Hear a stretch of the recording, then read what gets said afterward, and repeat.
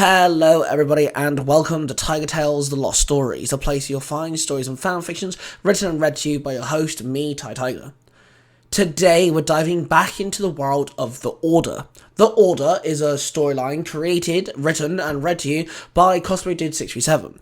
It's a podcast. The Order is a podcast found anywhere you find your podcasts, Spotify and the such, and it's its own original story. It's actually my favourite story written and read by Cosplay Dude 637, and I have my own story within this world that he's created. More on Cosplay Dude 637 and all of his stories in the outro. Now let's dive in with our story.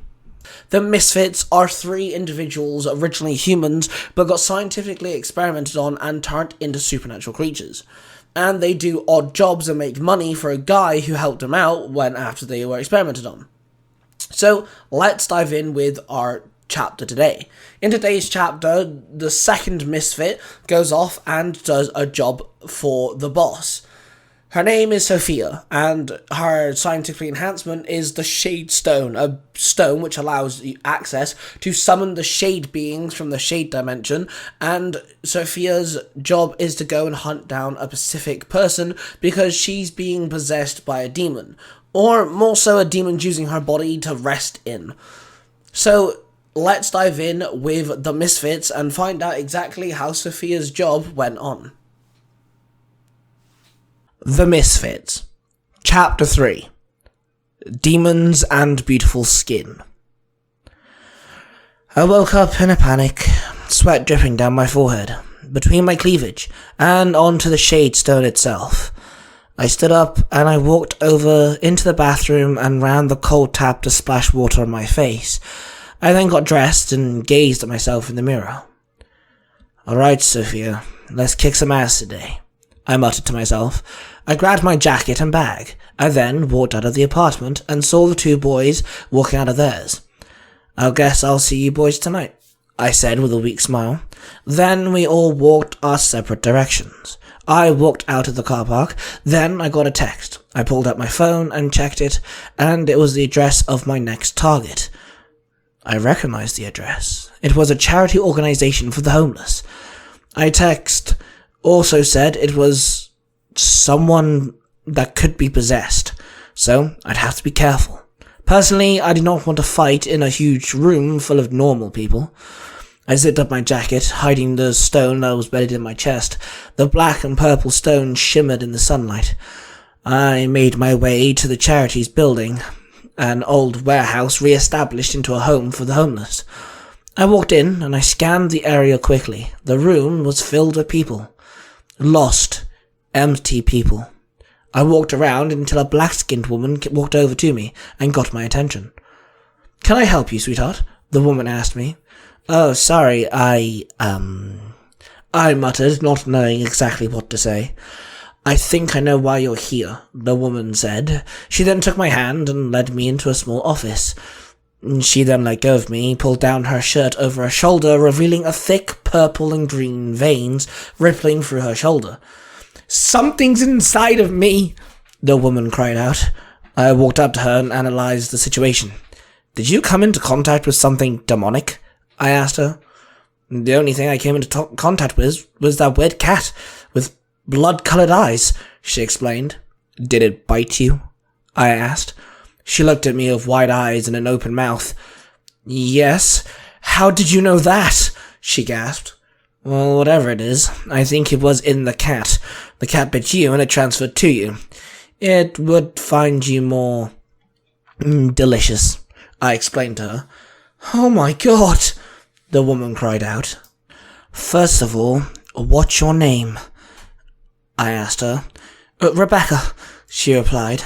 "Rebecca, nice to meet you. I am Sophia. Now, second of all, I need you to take your top off," I told her. She looked at me confused, but she did remove her shirt and stood there rather uncomfortably just in her bra, using her arms to cover herself. I could not help but notice her amazing figure. Her skin was chocolate brown and rather smooth. "Thirdly, you cannot repeat what you see here today," I told her with a raised eyebrow.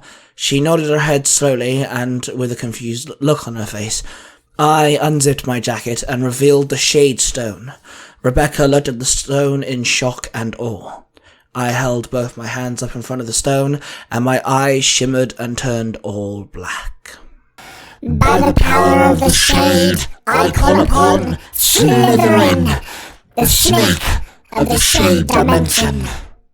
I bellowed. The stone started glowing, and energy exploded out of it, and then, from the burst of energy, a snake slithered out. The silver and purple snake slithered across the floor and circled the poor woman. "He won't hurt you, hon, don't worry. He's loyal to me. I just need him to bite you a little bit," I told Rebecca. "You what?" Rebecca barked. "His venom burns demons. He bites you with a low dose of his venom. It won't hurt you, but it'll make the demon rather uncomfortable. Uncomfortable enough to leave your body," I told her. Okay, Rebecca said. With her eyes closed, her brow became covered in sweat rather quickly. "Don't worry. Slytherin only snacks on men," I giggled. "Luckily I'm a lesbian Ravenclaw then," Rebecca joked. I chuckled slightly, then hissed a short, sharp hiss, which was an instruction for Slytherin. The large snake raised up, and Rebecca closed her eyes once again. Slytherin sank her fangs into Rebecca's shoulder and held on for 3 seconds, then let go. There was a shimmer of dark green veins that rippled through Rebecca's skin. Then suddenly the big, thick, tree root-like vein started pulsing, growing. Then it exploded, and it flew directly at me. Rebecca gripped her shoulder, as now there was a small amount of blood, and I assumed she was in pain. I turned around and looked directly at the wall where the thing had hit. Behind me, I turned to see a small demon. It was tiny, no bigger than 12 inches. It stood there growling at me. "Oh, blow me, short stuff," I muttered. Then the demon bolted off at great speeds. It bolted through the door, leaving a small hole in it. "Damn it, stay here," I snapped. Then I held out my hands, and Slytherin dived right at me. The stone glowed again and absorbed the snake. Then I bolted out of the office and into the room full of homeless people. I scanned the room, but I could not see the demon. I saw the fire alarm on the wall, and it gave me an idea. I slammed my elbow into the alarm, triggering it. It rang and echoed throughout the large room, and everyone started scurrying out of their beds and chairs and scurried away. I watched as every man and woman without a home fought their way out of the door. The slower ones started glowing a bright red, and suddenly their souls left their bodies. Their bodies aged 50 years in a matter of a second, becoming old grey husks. The souls began absorbing into the 12-inch demon, which I saw standing on a table. 3 souls entered the demon, and then it grew and became the size of a 5-foot human adult. "Why waste your time on the sleeping inside of someone when you can steal souls that quickly?" I barked with confusion. "The body is warm. The sound of heartbeat is soothing. And I love taking my time with my meals," the demon replied. "Oh, it speaks," I growled. I then noticed the whole room was empty. I once again held out my hands in front of the shade stone, and my eyes once again turned all black. "By the power of the shade, I call upon the lunar sky family, the wolf pack of the shade dimension," I bellowed. Then the stone started glowing, and several beings bolted out of the energy emanating from the stone. The beings formed into several wolves, all black and white with purple eyes.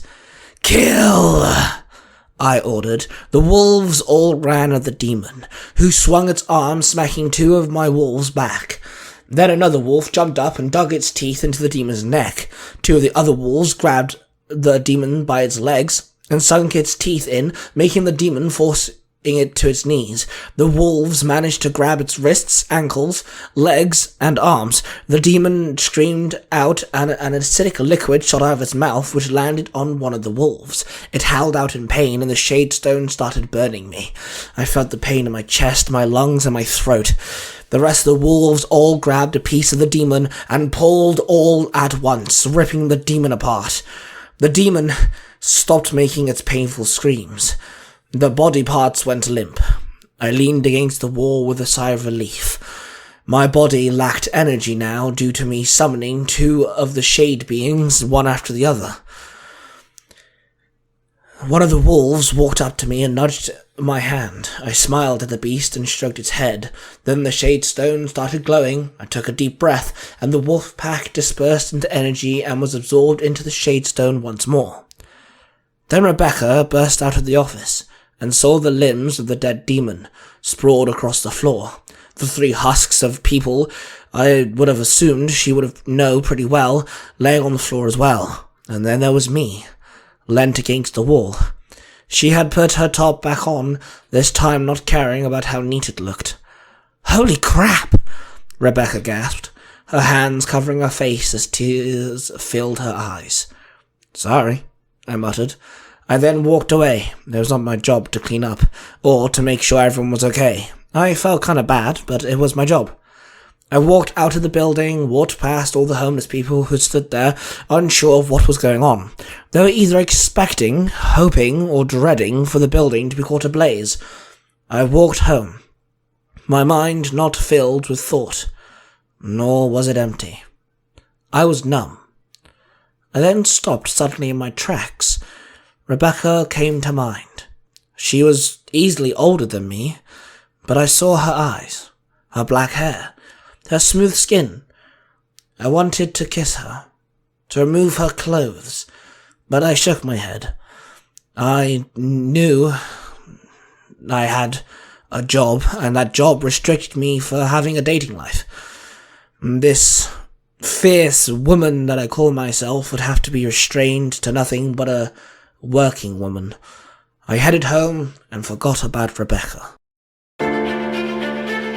This podcast is a production of the Three Ranger Bros Studios, in association with Zero to Hero, the podcast. And there we have it, guys. Thank you very much for listening to this story. If you've enjoyed this story, then you might want to check out all of my Tiger Tales channels. I'm going to give you a quick rundown. There's Tiger Tales, the first and the original. This is a place where you'll find stories and fanfictions diving into all sorts of fandoms, including Power Rangers, Pokemon, The Walking Dead, Marvel, DC, Buffy the Vampire Slayer, and so much more.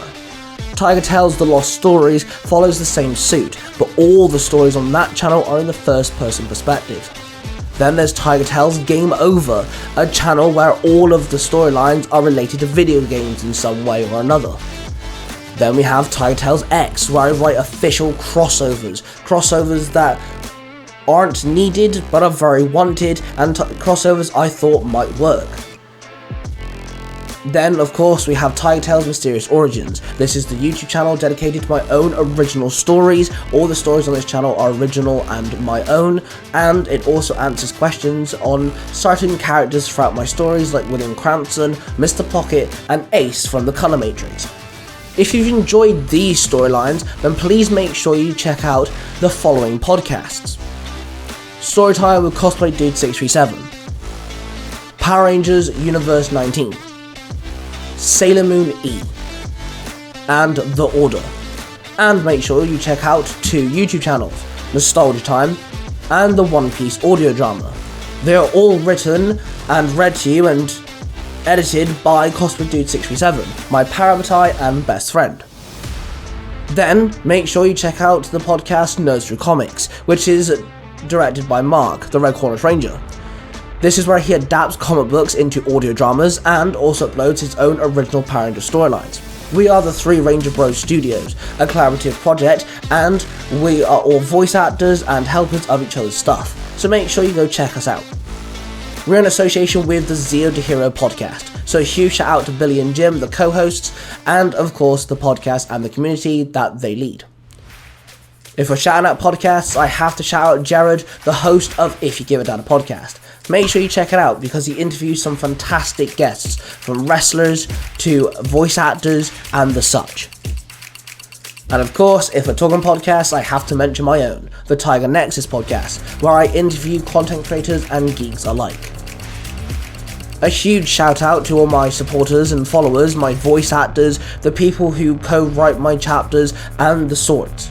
So huge thank you, and of course, a big shout out to A-Crown. Specifically him, because he helps me a lot with some of my stories, specifically the colour matrix and the chapters that go on Tiger Tales Game Over. Thank you very much guys for listening.